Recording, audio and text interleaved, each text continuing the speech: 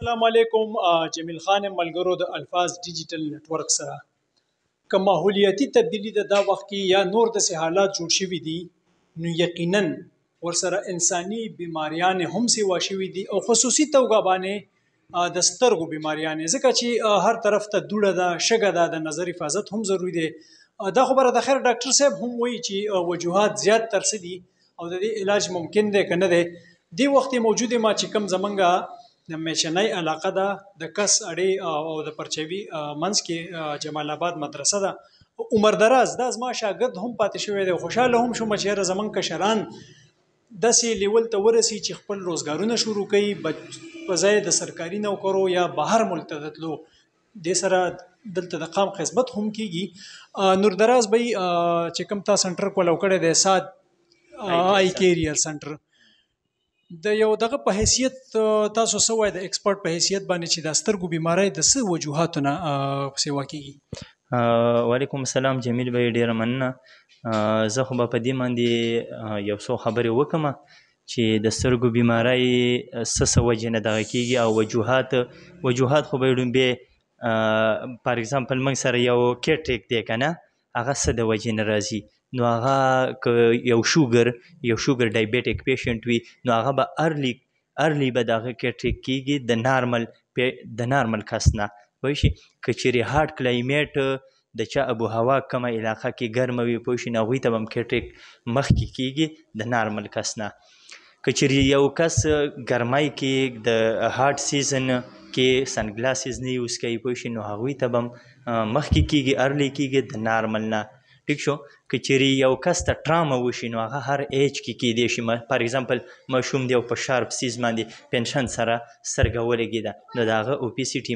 هغه ټایم سره راتلی شي. ټیک شو. دا راته ووایه ډاکټر صاحب، تاسو پکې د ابو هوا خبره مو کړه چې کوم ماحولیاتي تبدیلي روانه ده، نو تاسو څه ګڼئ چې دا سترګو بیماریانې به هم سیوا شي؟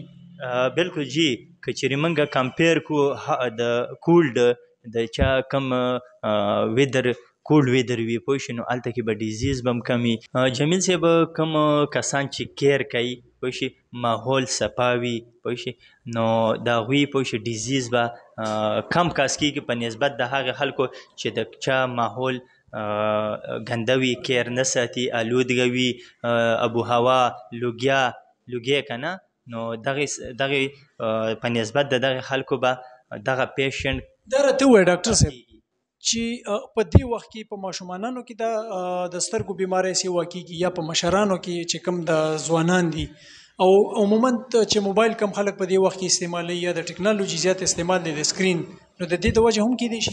او جی، د اصل کې موبایل موږ لکه ماشومانان نه دي، د هغوی قلار ماشوم په دې باندې قلار کړو چې دا موبایل والا که نه، خو هغې سایډ افیکټ چې کوم موبایل نه کوم بلو لایټ ریز وي که نه، نو هغه چې کوم اخیري شاته پوسټیریر چې کوم لیر دی د هغې ریټینا ده، پوه شي، نو هغه ډایرکټ دغه کېږي افیکټ کوي د بلو لایټ ریز. نو موږ دغې دپاره موږ وایو چې موبایل یوز کم کړو. که چیرې بیا هم استعمالوي د چې بلو کټ چې کوم لینز وي هغه استعمالوو. او زیاتر تاسو ډاکټر صاحب دې وخت کې میډیسن کار آمد دي، زیاتر مؤثر دي چې مریض پخې کېږي که نه، د عینکو استعمال ښه دی؟ څه تجویز ورکوئ هغه خلکو ته چې کوم دغه استعمالوي؟ یا جمیل صاحب، که چیرې موږ یو ډیزیز کاس شي که نه، نو د هغې د علاج هم پکار دی که نه، خو که چیرې د هغې پرهیز وشي که نه، نو د علاج نه پرهیز ډېر بهتر دی. نو هغې کې به موږ څه کوو، که چیرې یو وایرل کیراټو کنجکټیوایټس وشي، نو هغې کې به څه کوو، دا خو سیلف دې کې میډیکیشن ضرورت هم نشته، سیلف ډیزالو کېږي په 1 ویک کې، په 2 ویک کې یا په 3 ویکس کې، پوه شي. نو بار موږ به څه کوو، سنګلاسز به یوز کوو، ټیک شو، او چې کوم واش کوو، د هینډ واش کوو، او یخو اوبو سره سترګې بار انځو، نو انشاءالله زه یم چې میډیکیشن ته مې ضرورت ونه شي. ډاکټر صاحب عموما د خلک وایي چې یاره موږ که علاج یې وکړو، نو تاسو داسې پیشنټ اوسه پورې اندازتاً څومره به کور کړي وي چې هغه الله پاک وله صحت ورکړی دی، او دلته خلکو ته پیغام مسه ورکوئ؟ اصل کې جمیل صاحب زما ټایم وشو دلته کې تقریبا 17-18 منثس وشو، او الحمدلله داسې کسان راغلي تقریبا چې 30 پیشنټ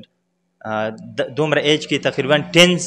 10 years نه په 25-30 years پورې په 25 او 30 پورې پیشنټ موږ له داسې راغلي چې هیډیک کمپلینټ سره راغلي او هغوی پین کیلرز پوه شئ مختلف څیزونه یوز کړي دي او هغوی هغه ټایم سره پوه شئ هغه پین ختم شي پوه شئ دوباره ورته بیا کېږي او نارمل چې موږ کله اټوریپ سره او ریټینسکوپ او تلمسکوپ سره هغه وکتل ټیک شو هغه نارمل وو خو چې او ویژن هم نارمل وو 6 ویژن وو خو چې 0.25 سپیریکل نمبر سره موږ هغه ورکړه په 1 ویک کې د هغوی هغه کمپلینټ ختم شوی دی نو موږ وایو که چېرې دغه حساب له کمپلینټ نورو کسانو ته وي نو انشاءالله موږ وایو چې ډېر زر دی دا کمپلینټ به ختم شي یقینا د ډاکټر عمر دراز صاحب خبرې تاسو واورېدلې او دلته چې کوم زمونږ نږدې علاقې دي زیاتره خلک زمونږ د میچنۍ د مومندو یا د بره باجوړ خلک هم په دې روډ باندې تېرېږي دا ډېر لکه لوی روډ دی دوی دپاره یو اسانتیا هم راغلی ده او دا زمونږ کشر دی یو سپورټ د دم پکار دی او پکار دی چې دغسې زمونږ نور ځوانان هم داسې شوبو ته راشي لکه څنګه چې عمر دراز روډ دی چې دلته د خلکو هم پکار راشي او اسانتیا هم ورسره راشي علاقایي ترقي راشي خوشحالي راشي د الفاظ ډیجیټل نټورک سره اوسئ که سر رای موږ له راکوئ نو په کمنټ سیکشن کې ضرور راته شیر کړئ مننه